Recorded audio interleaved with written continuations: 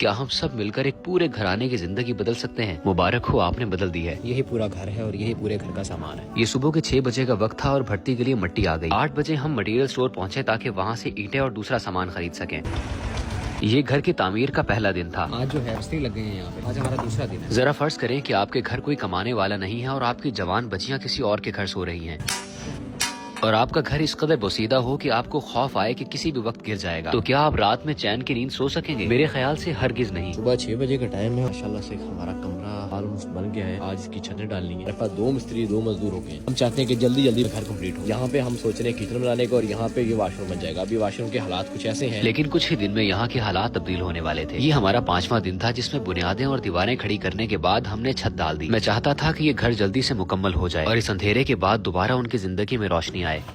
یہ مسلسل کام کرتے ہوئے ہمارا 6واں دن تھا، اور چھت پہ مٹی پہنچانے کے بعد ہم نے اس کو پکا کرنا شروع کر دیا۔ اس تمام کام کے دوران مجھے آپ تمام لوگوں کی امداد ملتی رہی۔ اگر ایسا نہ ہوتا تو بدقسمتی سے اس کام کو رکوانا پڑتا اور ان لوگوں کو ٹھنڈ ہی میں رہنا پڑتا۔ پہلے جو دروازہ تھا وہ اس جگہ پہ تھا، اس کو ہم لوگوں نے سینٹر میں کر دیا۔ باتھ روم آ گیا ہے، اس کے آگے جو ماشاءاللہ سے یہ کام ہو رہا ہے، پلسٹر ہو رہا ہے۔ اندر کمرے اور باہر کے پلستر کے بعد ہمارا تیسرا کام یہاں پر کچن اور باتھ روم بنانا تھا۔ یہ جو ہے وہ ہمارا ہے 7واں دن، اور محض 2 دن میں ہم نے یہ تمام کام مکمل کیا۔ یہ ان کا باتھ روم تھا جس کی دیواریں بالکل بھی نہیں تھی۔ ابھی ہم کام کر رہے تھے کہ انڈونیشیا سے آئی ہوئی ایک تبلیغی جماعت وہاں پہنچی اور آپ تمام لوگوں کے لیے دعائے خیر بھی کی۔ اس کے فوراً بعد ہم نے کچن اور باتھ روم کا کام مکمل کیا۔ پہلے یہاں پہ تھا باتھ روم، جو ہے وہ اس جگہ پہ بنے گا۔ اس کام سے نہ صرف گھر والے بلکہ آس پڑوس والے بھی بہت خوش تھے۔ جو لوگ رہ رہے ہیں ان کے لیے یہ ایک خواب تھا کہ مکان ان کا بنے گا۔ الحمدللہ اللہ نے پورا کر یہ خواب ہرگز پورا نہ ہو سکتا اگر آپ تمام لوگوں نے اس میں میرا ساتھ نہ دیا ہوتا۔ اس نیک کام کا اجر ہر اس انسان کو ملتا رہے گا جس نے اس ویڈیو کو شیئر کیا تھا۔ بالآخر ہمارا کام آخری مرحلے میں داخل ہوا اور ہم نے گھر کی دیواروں کو کلر کرنے کے بعد دروازے لگانے کی تیاری شروع کر دی۔ جتنے میرے پاس پیسے تھے ان میں جو بہترین کام ہو سکتا تھا میں نے اس گھر میں وہ کام کروایا۔ بالآخر پورے دن کی محنت کے بعد دروازے پسند کیے اور ان کو لگوانا شروع کر دیا۔